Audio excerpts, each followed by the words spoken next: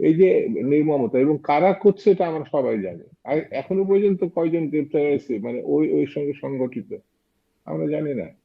কিন্তু এটা যে পরিকল্পনা তৈরি করা হচ্ছে গণতন্ত্রের বিপক্ষে, হুম, কখনো সাম্প্রদায়িকতা গণতন্ত্রের পক্ষের ঘটনা না। হুম। এটা আসলে একেবারেই। কারা করছে শামসুজ্জামান দুদু, কেন প্রশ্নটা করলাম, আপনি বলছেন কারা করছে সবাই জানি, কারণ যারা হামলা করছে তারা বলছে তারা বিপ্লবী, তারা সংক্ষুব্ধ ছাত্র জনতা, আহ, মানে তাদের ভাষ্যটা তো কারা এরকম। করছে? যদি আইন শৃঙ্খলা বাহিনী এজেন্সি যদি না থাকে, না সরকার না থাকলে তাহলে তো বলা যেত। সবাই জানে, আপনিও জানেন, মিডিয়াও জানে, কিন্তু কোনো উদ্যোগ বা পদক্ষেপ নাই। এই অন্ধকারের শক্তিকে যদি ঠেকানো না যায় তাহলে বাংলাদেশ আরো গভীর সংকটে পড়ে যাবে। জি, মির্জা ফখরুল ইসলাম আলমগীর বলছেন যে এটা ব্লু প্রিন্টের অংশ, এই যে মব বা এই ভাঙচুর এই সব কিছুকে ব্লু প্রিন্টের এন্ড গোল বা আলটিমেট কি হাসিল করতে চায় ব্লু প্রিন্ট থেকে। যাদের নির্বাচনে কোনো ভবিষ্যৎ নাই, নির্বাচন ছাড়াই যারা কম বেশি দেশটা এখন নিয়ন্ত্রণে নিয়েছে, তাদেরই পরিকল্পনা অনুযায়ী তো এখন দেশ চলছে। নির্বাচনটা কিভাবে ঠেকানো যায় এরকম সহজ বিষয়টা তো বিস্তারিত বলার দরকার নেই। সেই জিনিসটা যদি বুঝেও আমরা না বুঝার ভান করি তাহলে বুঝতে হবে পক্ষান্তরে এই ষড়যন্ত্রকারীদের সঙ্গেই যারা ঠেকাবে তারাও আছে। অর্থাৎ সরকার বুঝেও যদি না বুঝার ভান করে হুম। তাহলে সরকার আছে কেন? এটাই তো মানুষের প্রশ্ন হিসেবে দেখা দিবে। ডাক্তার জাহিদুর রহমান, আপনার কাছ থেকে ওই যে কারা করছে, সবাই বুঝছে আসলে কারা করছে এই মবের ঘটনার পেছনে কারা। মানে যে কোনো ঘটনার বেনিফিশিয়ারি কে কে?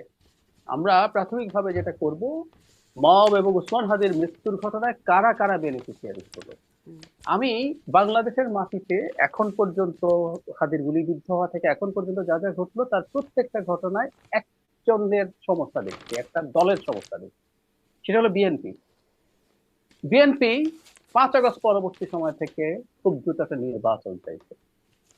দেশ আনস্টেবল হলে নির্বাচন পিছিয়ে যেতে পারে, কোনো না কোনো ফর্মে ঝামেলা বাঁধতে পারে। শুধু সেটা না, উসমান হাদির ঘটনা এবং এরপরে মব, মানে মব বলাও ঠিক না, আসলে মব আসলে একটা স্পন্টেনিয়াস জিনিস। বাংলাদেশে একটা নতুন জিনিস আমরা দেখলাম, এটা পরিকল্পিত ভাবে মব, মানে পরিকল্পিত মব কথা দুটো কিন্তু একটা একটার অ্যান্টাগোনাইজ করে। মব কোনোদিন পরিকল্পিত হয় না, কিন্তু বাংলাদেশে এই ঘটনাটা ঘটানো হচ্ছে।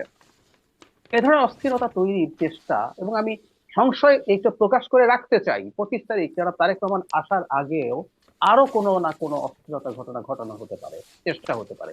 সুতরাং এই যাবতীয় যত অস্থিরতা আছে, শর্ট টার্মেও বিএনপির জন্য চাপ, কারণ তারেক রহমান দেশে আসছেন, তিনি স্পষ্ট করেনি তার একটা স্টেট আছে তিনি কেন দেশে আসছেন না, কিন্তু আমরা অনেকেই ধারণা করেছি বা অনুমান করে নিয়েছি যৌক্তিকভাবে, বা কিছু ইঙ্গিত তার দলের পক্ষ থেকে ছিল যে তার নিরাপত্তা নিয়ে সংশয় ছিল।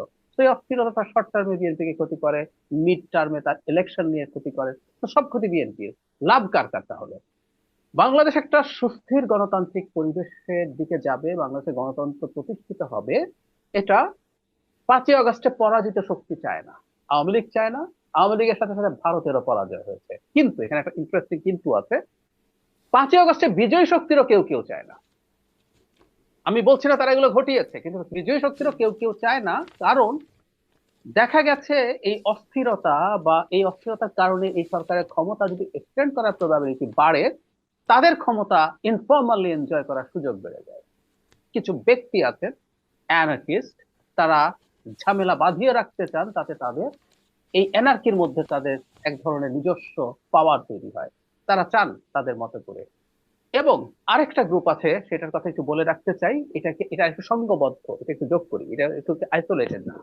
শারমিন, আপনি খেয়াল করেছেন 5 আগস্ট পরবর্তী সময় থেকে কয়েকজন মানুষ, এর মধ্যে একজন কেন্দ্রে আছেন, একজন খুবই পরিচিত পাবলিক ইন্টেলেকচুয়াল, যিনি এটাকে বিপ্লব বলছিলেন, যে এটা গণ অভ্যুত্থান হয়নি, এটা বিপ্লব হয়েছে।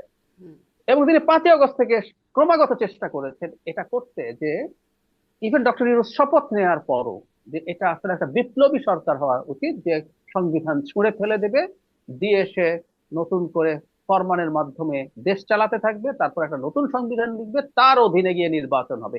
এই কথাগুলো অ্যাম্প্লিফাই করেছে দেশে এবং দেশের বাইরে থাকা কিছু ইনফ্লুয়েন্সার। তার পরবর্তীতে ইভেন এখন যারা এনসিপিতে আছেন, আপনি খেয়াল করবেন ওসমান হাদির মৃত্যুর পর গুরুত্বপূর্ণ 3 জন সদস্য অন্তত আমার চোখে পড়েছে বিপ্লবের ডাক দিয়েছেন, সবাই মাঠে থাকবেন, বিপ্লব এবার সম্পন্ন করে যাব, নিষ্পন্ন করে যাব, অথবা বিপ্লবে যে কাজটা করা হয়নি সেটা এবার করব, এই আলাপগুলো তারা মাঠে বসে বসে দিয়েছেন। এই গ্রুপটা চেয়েছিল একটা এনার্কি হোক বড় স্কেলে, সো দ্যাট তারা কোন একটা ফাঁকে একটা বিকল্প বিপ্লবী সরকার তৈরি করতে পারেন। সো আচ্ছা, এরাও তাহলে কি আসলে এর এনসিপির মধ্যে মধ্যে থাকতে দুটা পারে। গ্রুপ আছে যারা এই বিকল্প বিপ্লবী সরকারের পক্ষে এক গ্রুপ আর এক গ্রুপ তার বাইরে, এরকম কুড কি? বি, কুড বি, আমি এভাবে যদি আমি নাম তুলে বলি কোনো অসুবিধা নেই, ওরা পাবলিক হ্যাঁ। স্ট্যাটাস দিয়েছে।